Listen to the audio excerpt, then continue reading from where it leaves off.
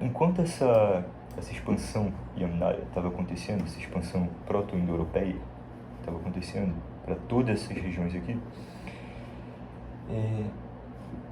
quando ela estava terminando, eles estavam começando a virar sedentários, agrícolas, assentados. As pirâmides do Egito começaram a ser construídas. Vocês viram que quando a expansão começou, o Egito ainda era assim. Estava começando a ser uma civilização organizada, com cidades organizadas relativamente, sistemas hierárquicos organizados e tecnologia de alta qualidade. Em 1000 anos, essa tecnologia de alta qualidade gerou as pirâmides. Em 1000 anos de acúmulo tecnológico. Então foi surpreendente. Enquanto os povos da Europa ainda viviam de forma agrícola e basicamente pastoral, e estavam nessa guerra de dominação, sendo revolucionados pela cultura indo-europeia, os egípcios estavam construindo as pirâmides. E o zigurat de Ur estava sendo construído na Mesopotâmia.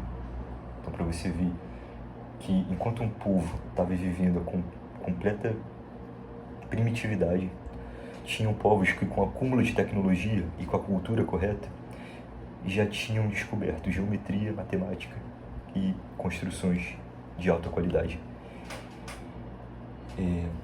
Por que as civilizações agrícolas da Europa em milênios não conseguiram construir cidade alguma? Não tinha cidade nenhuma. Até o final da Era do Bronze não tem cidade alguma na Europa, são só vilas. Mas as civilizações agrícolas do Levante Crescente Fértil conseguiram. Ou seja, por que os egípcios estavam conseguindo construir as pirâmides nessa época, enquanto que as civilizações que eram da mesma base genética e tinham o mesmo sistema agrícola e sedentário de vida, nem cidades grandes construíam? Bom, aí aqui eu explico. O local de assentamento de um povo define sua relação com a terra e molda sua cultura. Eles se assentaram em um local que tinha um clima completamente diferente. Não estimulava o alto crescimento e a alta complexificação. Eles não produziam excedente tamanho para isso. A dinâmica de recursos do ecossistema define a postura do povo, tendência à guerra ou à paz. Se um ecossistema tem pouco recurso, o povo naturalmente vai querer guerrear para tirar o recurso dos outros. Se um ecossistema tem mais recursos, o povo vai ser mais pacífico. Então isso influencia também na dinâmica do povo com os outros. A dinâmica de recursos do ecossistema cria a dinâmica econômica de excedentes ou faltas. Ou seja, a dinâmica que aquele povo específico tem com o seu ecossistema vai definir como ele distribui esses excedentes ou essas faltas de recursos ao longo da sociedade. A relação religiosa, ou seja, a visão metafísica do povo, define o seu modelo de elite. O modelo de elite guerreira, religiosa, anciã, influencia em como os recursos são distribuídos, economia. Ou seja, o que eu estou querendo propor aqui, essa é a minha visão, é a de que a visão metafísica do povo, ela vai definir quem é o estrato mais importante na sociedade. Por exemplo, o povo agrícola da Europa.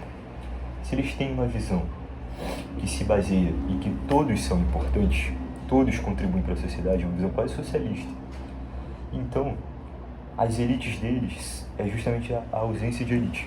Eles vivem em uma sociedade completamente não hierarquizada.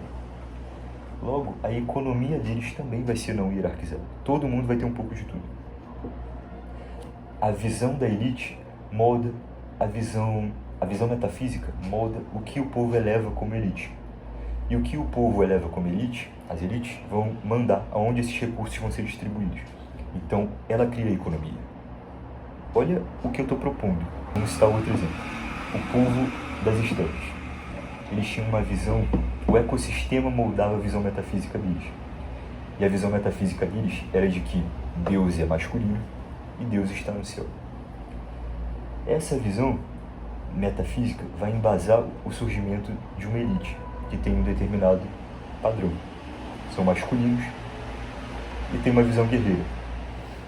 E essa elite vai, já que eles têm poder na sociedade, vai determinar para onde os recursos que essa sociedade tira do ambiente são distribuídos. Então você vê que o ambiente, o ecossistema, influencia na visão do homem. O homem influencia na visão da organização da sociedade dele. E o tipo de organização que ele escolhe influencia em como ele distribui os recursos desse ambiente. Então você vê que é uma corrente de vários elos que é inseparável, que tem fim e que tem início. É como se fosse um processo de fagocitose, é como se fosse uma célula, já está pré-determinado, é uma função matemática, já está pré-determinado como o povo vai ter o seu sistema econômico. É só você ver qual é a visão religiosa deles, a visão metafísica deles, como eles entendem o mundo da forma filosófica. O ecossistema com seus recursos naturais, o modelo religioso e a organização social, seja ela socialista ou dirigida por uma elite, definem como a sociedade vai retrointeragir com o ecossistema, foi o que eu acabei de falar, e a dinâmica de recursos e a sua postura até com outras comunidades, gerando assim excedente de riqueza ou não. Riqueza é alimento. Depois, qualquer coisa. O que eu quero dizer aqui? Água sempre vai ter um ambiente natural. O ser humano nunca vai se assentar onde não tem água. Riqueza é alimento. Depois que você cria um método, que é a agricultura, de você produzir riqueza da terra, do zero, aí sim, qualquer coisa além disso vira riqueza. Mas a riqueza primordial de qualquer civilização é alimento. As civilizações do Levante, por terem todas essas características que eu acabei de citar, tanto a visão metafísica, que embasou a religião, que embasou o surgimento das elites de um determinado tipo, e as elites bem gerindo esses recursos, todas essas características geram excedentes de riqueza material, fazendo que ela se desenvolva mais. A construção de uma pirâmide, de um zigurate, ela é a representação de todo esse excedente de alimento, de riqueza de uma sociedade. O arquiteto, engenheiro, modelos de teste, poder político, poder religioso, tudo isso, todas essas coisas que eu acabei de citar, elas demandam muita riqueza para você formar essas coisas. Muito excedente de recurso de um ambiente, de um ecossistema. Então, e de bem gerenciamento desse recurso. Então, todas essas coisas, arquiteto, engenheiro, modelos de teste de construção, porque para você construir a pirâmide você tinha que ter outras antes que falharam para você entender como aquilo funciona. Tudo isso demanda investimento.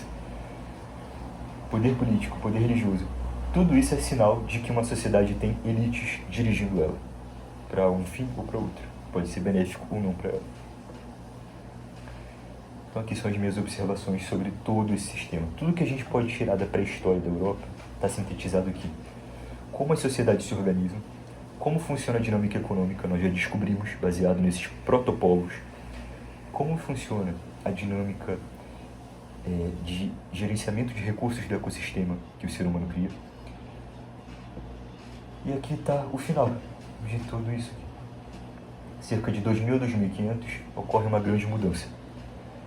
Adoção crescente da agricultura na Europa, fixação em territórios, formação de aldeias permanentes, quando eles se fundem com os agricultores. Quando eles se fundem com os agricultores. E aí você começa a Idade do Bronze.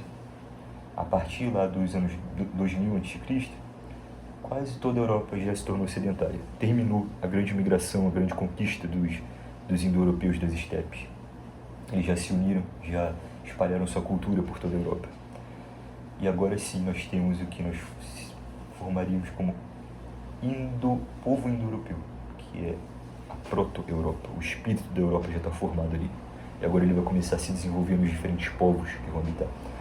Você começa a ter a formação dos proto-germânicos, proto-itálicos, proto-célticos. E isso só é possível com a expansão do povo indo-europeu nessas regiões. E mesmo após a sedentarização deles, ou seja, mesmo depois deles terem abandonado esse estilo de vida pastoralista e se assentado, a influência deles ainda está na sociedade.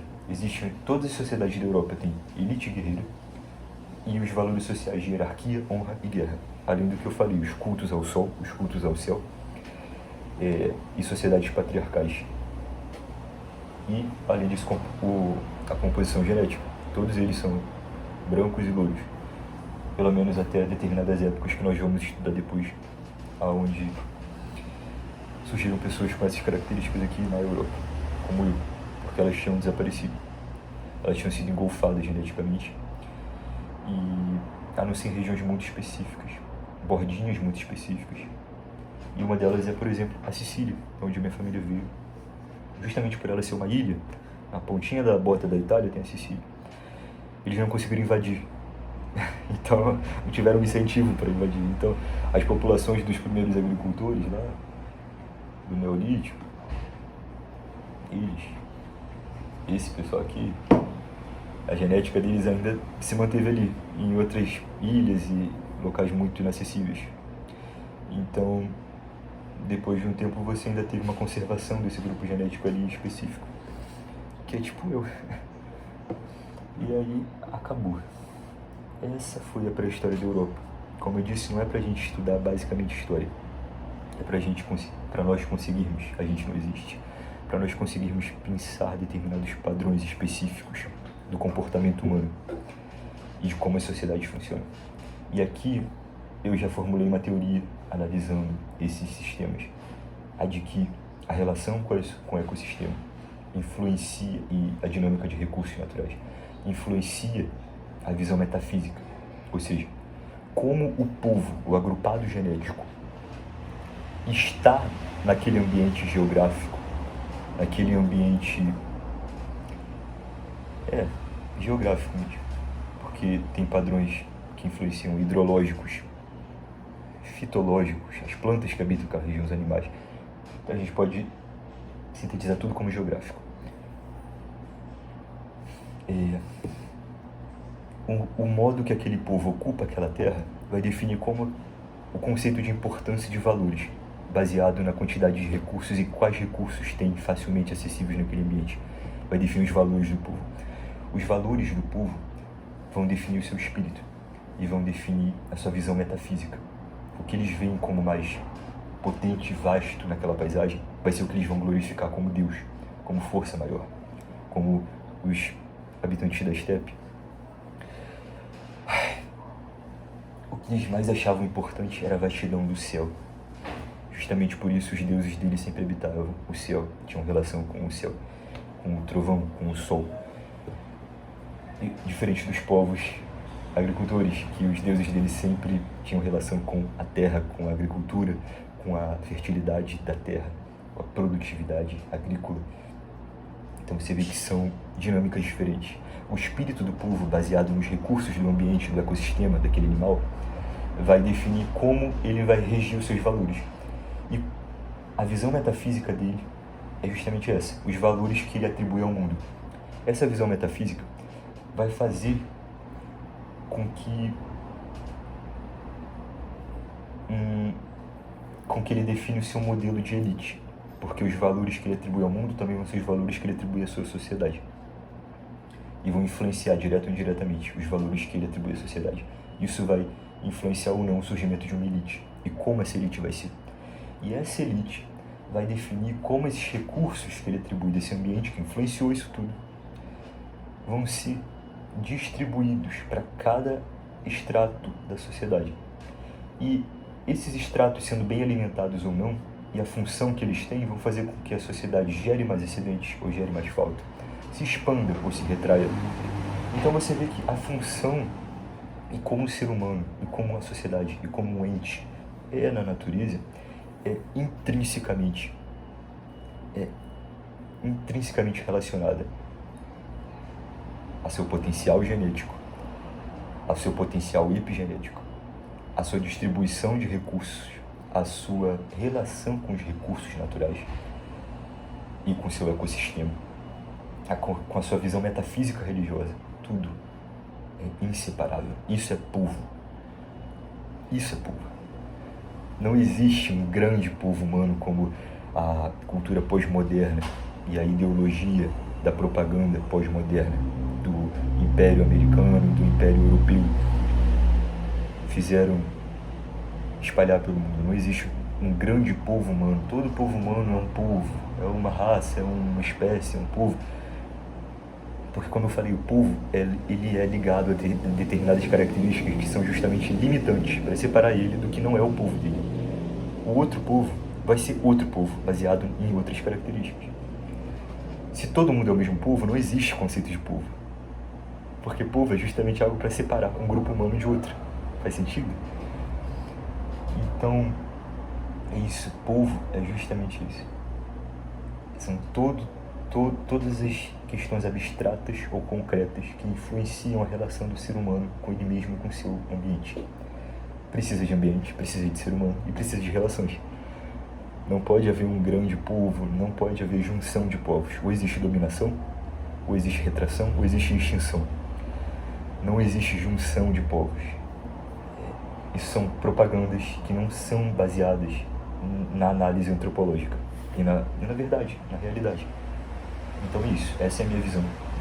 É isso que a gente conseguiu tirar com o estudo da pré-história europeia. E nós vamos chegar depois como essa sociedade se desenvolveu e como ela influencia a nossa sociedade hoje em dia.